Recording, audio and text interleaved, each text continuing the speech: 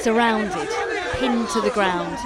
It's believed this is the driver of a van which mounted the pavement outside a North London mosque and ploughed into worshippers after prayers.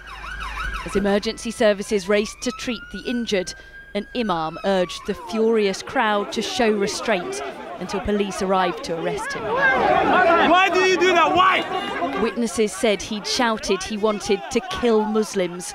You can hear the anger.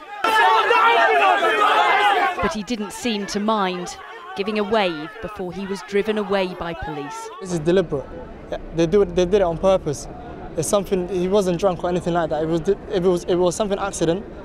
Accidents do happen, but you don't run over 6-7 people. There was one right in front of me. There was literally blood coming out of his head. There was another one on my right hand side. He was laying on the floor. The woman that I saw, like in front of her car, I rushed towards her without even seeing my brother on the floor. As soon as she told me, she's like, "It's your brother." I couldn't do anything for the woman. I got someone else to take over. I just went to my brother.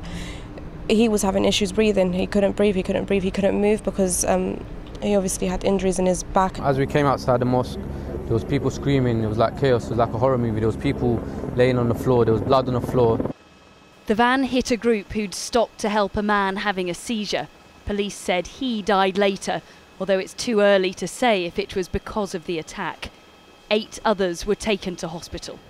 This was quite clearly an attack on Muslims who looked like they were probably Muslims and they were coming from a prayer meeting. We treat this as a terrorist attack. And so the Prime Minister visited Finsbury Park Mosque, metres from where the attack happened, to meet leaders from different faiths to condemn the violence. The terrible terrorist attack that took place last night was an evil act born out of hatred, and it has devastated a community. I'm pleased to have been here today to see the strength of that community.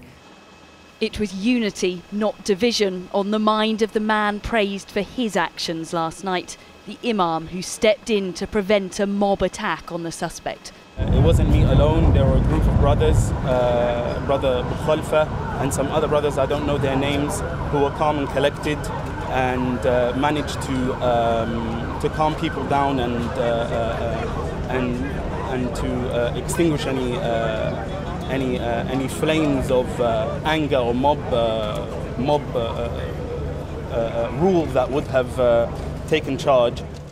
It happened in the Labour leader's constituency.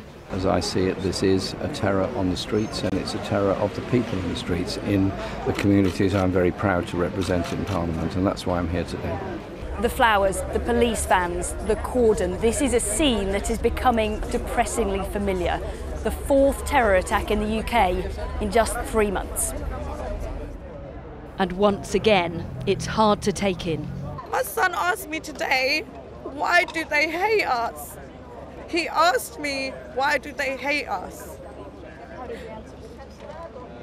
I don't know, because I don't know. There are messages of togetherness in this diverse community, but anger and fear too, and people questioning, when will it end? Tessa Chapman, 5 News, Finsbury Park.